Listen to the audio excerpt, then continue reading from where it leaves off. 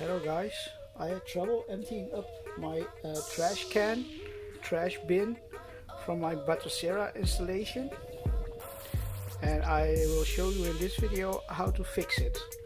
If you press F1 and you go to Edit and go to Preferences and you move deleted files to trash can instead of erasing from disk.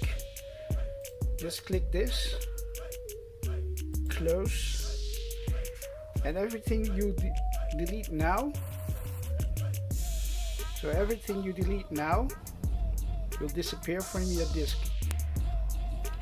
Okay guys, the second step, you need to go to Systems, and then you need to go Local, and then you need to Share Trash Files,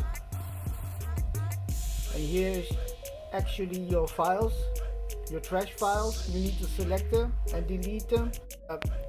Your hard disk will empty all the space. That's it. And the next time you will delete, it just disappears and it doesn't stay on your computer. I hope it helps you. Thanks for watching. Goodbye.